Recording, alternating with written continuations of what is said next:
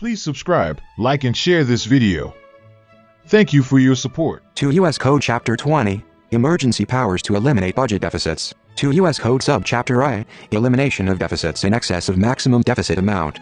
To U.S. Code Paragraph 906, General and Special Sequestration Rules. A. Repealed. Pub. L. 111-139, Title I, Paragraph 10A, February 12, 2010, 124 Stat. 21b. Student loans for all student loans under Part B or D of Title IV of the Higher Education Act of 1965, 20 U.S.C. 1071 at SEQ, 1087A et sec. Made during the period when a sequestration order under Section 904 of this title is in effect as required by Section 902 or 903 of this title. Origination fees under Sections 438C2 and 6 and 455C, 20 U.S.C. 1087-1 C2, 6, 1087E C, and loan processing and issuance fees under Section 428F1A2 of that Act, 20 U.S.C. 1078 F1A2, shall each be increased by the uniform percentage specified in that sequestration order, and, for student loans originated during the period of the sequestration, special allowance payments under Section 438B of that Act, 20 U.S.C. 1087-1 B, accruing during the period of the sequestration shall be reduced by the uniform percentage specified in that sequestration order. C. Repealed. Pub.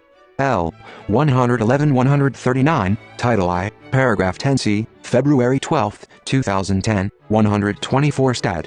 22d. Special Rules for Medicare Program 1. Calculation of reduction in payment amounts to achieve the total percentage reduction in those programs required by Section 902 or 903 of this title, subject to Paragraph 2, and notwithstanding Section 710 of the Social Security Act, 42 U.S.C. 911, OMB shall determine, and the applicable presidential order under Section 904 of this title shall implement, the percentage reduction that shall apply, with respect to the health insurance programs under Title XVII of the Social Security Act, 42 U.S.C. 1395 et sec.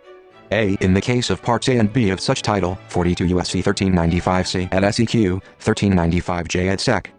To individual payments for services furnished during the one-year period beginning on the first day of the first month beginning after the date the order is issued, or, if later, the date specified in paragraph 4, and B. In the case of Parts C and D, 42 U.S.C. 1395W21 at SEQ, 1395W101 et sec.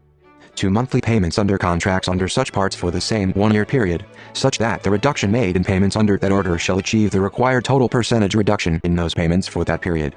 2. Uniform reduction rate. Maximum permissible reductions in payments for programs and activities under such Title XVII, 42 U.S.C. 1395 et sec. Pursuant to a sequestration order under Section 904 of this title shall be at a uniform rate, which shall not exceed 4%, across all such programs and activities subject to such order. 3. Timing of application of reductions. A. In general except as provided in subparagraph B, if a reduction is made under paragraph 1 in payment amounts pursuant to a sequestration order, the reduction shall be applied to payment for services furnished during the effective period of the order. For purposes of the previous sentence, in the case of inpatient services furnished for an individual, the services shall be considered to be furnished on the date of the individual's discharge from the inpatient facility. B. Payment on the basis of cost reporting periods in the case in which payment for services of a provider of services is made under Title XVII of the Social Security Act, 42 U.S.C. 1395 et sec. On a basis relating to the reasonable cost incurred for the services during the cost reporting period of the provider, if a reduction is made under paragraph 1 in payment amounts pursuant to a sequestration order, the reduction shall be applied to payment for costs for such services incurred at any time during each cost reporting period of the provider, any part of which occurs during the effective period of the order, but only for each such cost reporting period in the same proportion as the fraction of the cost reporting period that occurs during the effective period of the order. 4. Timing of subsequent sequestration order. A sequestration order required by Section 902 or 903 of this title with respect to programs under such Title XVII, 42 U.S.C. 1395 et sec. shall not take effect until the first month beginning after the end of the effective period of any prior sequestration order with respect to such programs, as determined in accordance with paragraph 1. 5. No increase in beneficiary charges in assignment-related cases if a reduction in payment amounts is made under paragraph 1 for services for which payment under Part B of Title XVII of the Social Security Act, 42 U.S.C. 1395J et sec. is made on the basis of an assignment described in Section 1842b3b2, 42 U.S.C. 1395 U, b3, b2, in accordance with Section 1842b6b, 42 U.S.C. 1395 U.B. 6b, or under the procedure described in Section 1870 F1, 42 U.S.C. 1395 G.G. F1 of such act, the person furnishing the services shall be considered to have accepted payment of the reasonable charge for the services, less any reduction in payment amount made pursuant to a sequestration order, as payment in full. 6. Sequestration disregarded in computing payment amounts. The Secretary of Health and Human Services shall not take into account any reductions in payment amounts which have been or may be effected under this subchapter, for purposes of computing any adjustments to payment rates under such Title XVII, 42 U.S.C. 1395 et seq. Specifically including, a. the Part 100 growth percentage under Section 1853 C6, 42 U.S.C. 1395 W23 C6, b. the Part 500 annual growth rate under Section 1860D-2 B6, 42 U.S.C. 1395 W102 B6, and c. application of risk corridors to Part 500 payment rates under Section 1860D-15 E, 42 U.S.C. 1395 W115 E. 7. Exemptions from sequestration. In addition to the programs and activities specified in Section 905 of this title, the following shall be exempt from sequestration under this subchapter: a. Part 500 low-income subsidies, premium and cost-sharing subsidies under Section 1860D-14 of the Social Security Act, 42 U.S.C. 1395 W114. b. Part 500 catastrophic subsidy payments under Section 1860D-15 B and E2B of the Social Security Act, 42 U.S.C. 1395 W115 B, E2B. c. Qualified individual QIA premiums payments to states for coverage of Medicare cost sharing for certain low-income Medicare beneficiaries under Section 1933 of the Social Security Act, 42 U.S.C. 1396 U3. e. Community and migrant health centers, Indian health services and facilities, and veterans medical care. 1. The maximum permissible reduction in budget authority for any account listed in paragraph 2 for any fiscal year, pursuant to an order issued under Section 904 of this title, shall be 2%. 2. The accounts referred to in paragraph 1 are as follows: a. Community health centers, 75-0350-0-1-550. b. Migrant health centers, 75-0350-0-1-550. c. Indian health facilities, 75-0391-0-1-551. d. Indian health services, 75-0390-0-1-551. e. Veterans medical care, 36-0160-0-1-703. For purposes of the preceding provisions of this paragraph, programs are identified by the designated budget account identification code numbers set forth in the budget of the United States government, Appendix F. Treatment of Child Support Enforcement Program. Notwithstanding any change in the display of budget accounts, any order issued by the President under Section 904 of this title shall accomplish the full amount of any required reduction in expenditures under Sections 455 and 458 of the Social Security Act, 42 U.S.C. 655, 658A by reducing the federal matching rate for state administrative costs under such program, as specified, for the fiscal year involved in Section 455A of such act, to the extent necessary to reduce such expenditures by that amount. G. Federal pay. 1. In general, for purposes of any order issued under Section 904 of this title, a. Federal pay under a statutory pay system, and b. Elements of military pay, shall be subject to reduction under an order in the same manner as other administrative expense components of the federal budget, except that no such order may reduce or have the effect of reducing the rate of pay to which any individual is entitled under any such statutory pay system, as increased by any amount payable under Section 5304 of Title V or Section 302 of the Federal Employees Pay Comparability Act of 1990, or the rate of any element of military pay to which any individual is entitled under Title 37, or any increase in rates of pay which is scheduled to take effect under Section 5303 of Title V, Section 1009 of Title 37, or any other provision of law. 2. Definitions for purposes of this subsection. A. The term statutory pay system shall have the meaning given that term in Section 5302(1) of Title V. B. The term elements of military pay means I. The elements of compensation of members of the uniformed services specified in Section 1009 of Title 37. 2. Allowances provided members of the uniformed services under Sections 403B and 405 of such title, and 3. Cadet pay and midshipman pay under Section 203C of such title. C. The term uniformed services shall have the meaning given that term in Section 1013 of Title 37. H. Treatment of federal administrative expenses. 1. Notwithstanding any other provision of this title. 1. Administrative expenses incurred by the departments and agencies, including independent agencies, of the federal government in connection with any program, project, activity, or account shall be subject to reduction pursuant to an order issued under Section 904 of this title, without regard to any exemption, exception, limitation, or special rule which is otherwise applicable with respect to such program, project, activity, or account under this subchapter. 2. Notwithstanding any other provision of law, administrative expenses of any program, project, activity, or account which is self-supporting and does not receive appropriations shall be subject to reduction under a sequester order, unless specifically exempted in this subchapter. 3. Payments made by the federal government to reimburse or match administrative costs incurred by a state or political subdivision under or in connection with any program, project, activity, or account shall not be considered administrative expenses of the federal government for purposes of this section, and shall be subject to reduction or sequestration under this subchapter to the extent, and only to the extent, that other payments made by the federal government under or in connection with that program, project, activity, or account are subject to such reduction or sequestration, except that federal payments made to a state as reimbursement of administrative costs incurred by such state under or in connection with the unemployment compensation programs specified in subsection H1(1) shall be subject to reduction or sequestration under this subchapter, notwithstanding the exemption otherwise granted to such programs under that subsection. 4. Notwithstanding any other provision of law, the subsection shall not apply with respect to the following: A. Comptroller of the Currency. B. Federal Deposit Insurance Corporation. C. National Credit Union Administration. D. National Credit Union Administration, Central Liquidity Facility. E. Federal Retirement Thrift Investment Board. F. Farm Credit Administration. G. Cost of War Tax Exposures Fund.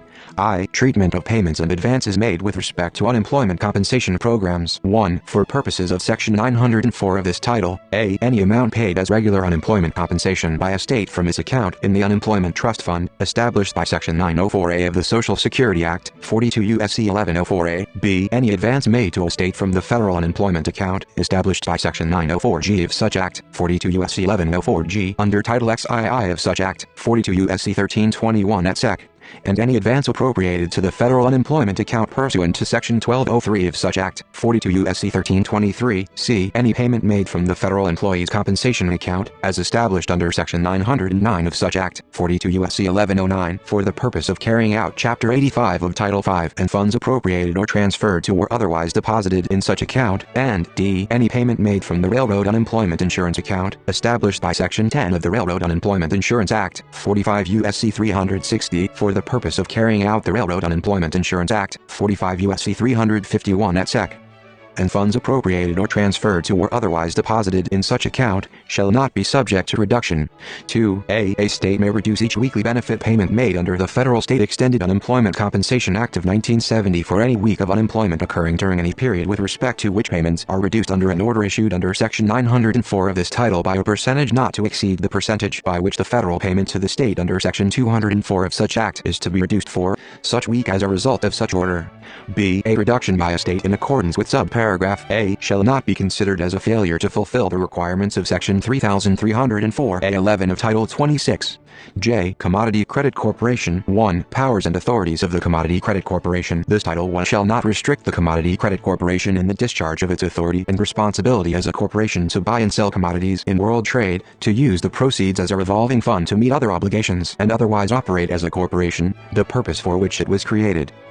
2. Reduction in payments made under contracts. A. Loan eligibility under any contract entered into with a person by the Commodity Credit Corporation prior to the time an order has been issued under Section 904 of this title shall not be reduced by an order subsequently issued.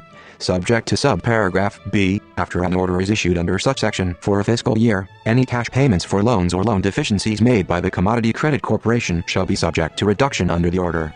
B. Each loan contract entered into with producers or producer cooperatives with respect to a particular crop of a commodity and subject to reduction under subparagraph A shall be reduced in accordance with the same terms and conditions.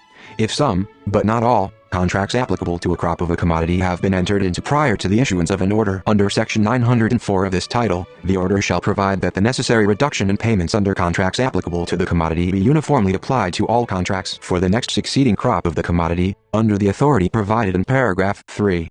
3. Delayed reduction in outlays permissible notwithstanding any other provision of this title. 1. If an order under Section 904 of this title is issued with respect to a fiscal year, any reduction under the order applicable to contracts described in paragraph 1 may provide for reductions in outlays for the account involved to occur in the fiscal year following the fiscal year to which the order applies.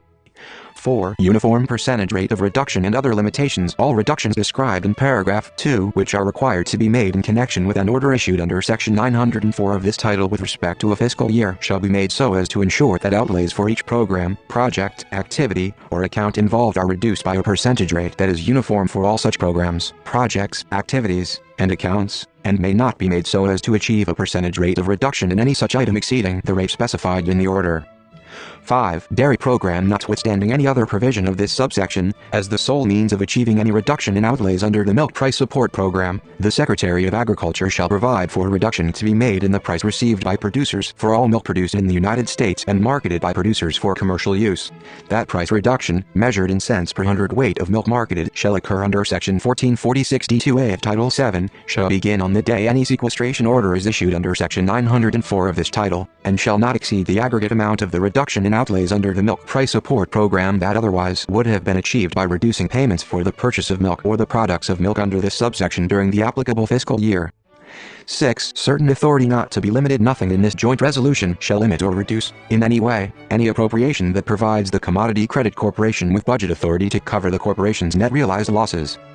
K. Effects of sequestration. The effects of sequestration shall be as follows. 1. Budgetary resources sequestered from any account shall be permanently cancelled, except as provided in paragraph 6.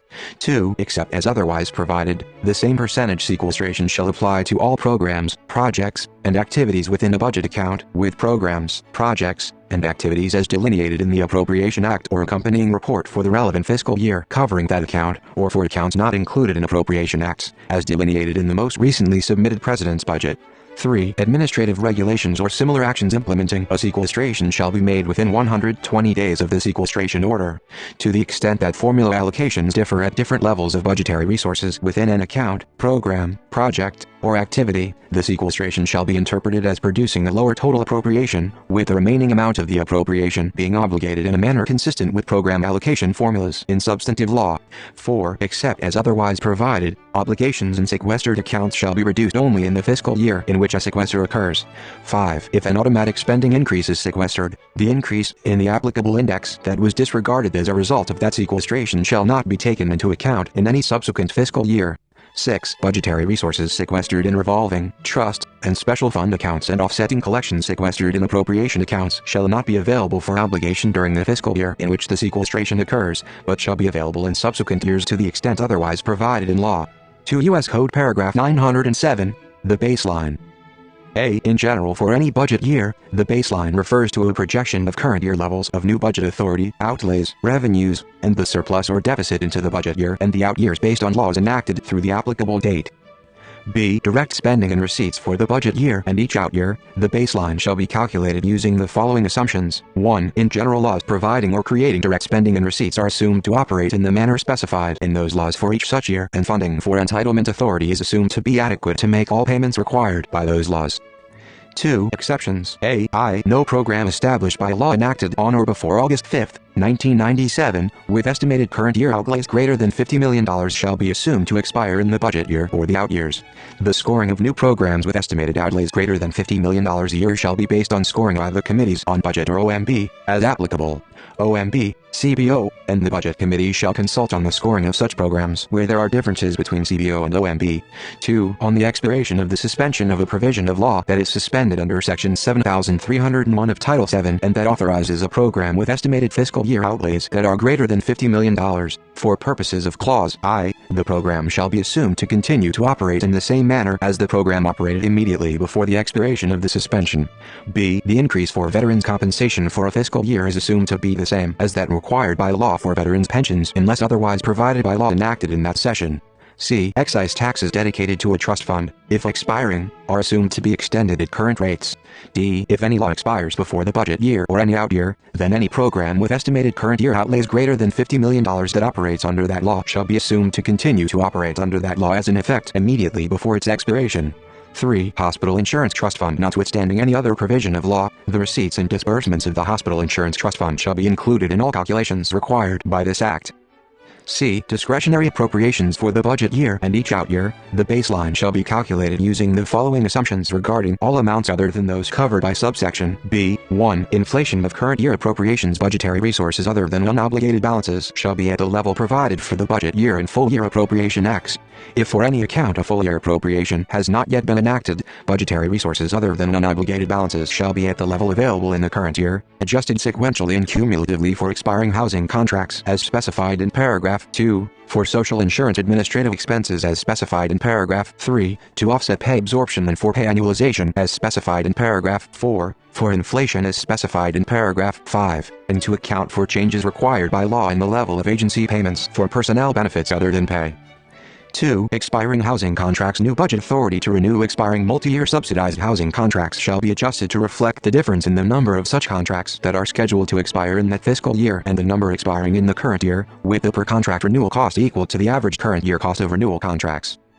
3. Social insurance administrative expenses. Budgetary resources for the administrative expenses of the following trust funds shall be adjusted by the percentage change in the beneficiary population from the current year to that fiscal year: the Federal Hospital Insurance Trust Fund, the Supplementary Medical Insurance Trust Fund, the Unemployment Trust Fund, and the Railroad Retirement Account. 4. Pay annualization. Offset to pay absorption. Current year new budget authority for federal employees shall be adjusted to reflect the full 12-month costs, without absorption of any pay adjustment that occurred in that fiscal year. 5. Inflators. The inflator used in paragraph 1 to adjust budgetary resources relating to personnel shall be the percent by which the average of the Bureau of Labor Statistics Employment Cost Index, wages and salaries, private industry workers for the fiscal year differs from such index for the current year. The inflator used in paragraph 1 to adjust all other budgetary resources shall be the percent by which the average of the estimated gross domestic product chain type price index for the fiscal year differs from the average of such estimated index for the current year. 6. Current year appropriations. If, for any account, a continuing appropriation is in effect for less than the entire current year, then the current year amount shall be assumed to equal the amount that would be available if that continuing appropriation covered the entire fiscal year. If law permits the transfer of budget authority among budget accounts in the current year level for an account shall reflect transfers accomplished by the submission of, or assumed for the current year in, the President's original budget for the budget year. D. Up-to-date concepts. In deriving the baseline for any budget year or out year, current year amounts shall be calculated using the concepts and definitions that are required for that budget year. E. Asset sales. Amounts realized from the sale of an asset shall not be included in estimates under section 901, 902, or 903 of this title if that sale would result in a financial cost to the federal government as determined pursuant to scorekeeping guidelines.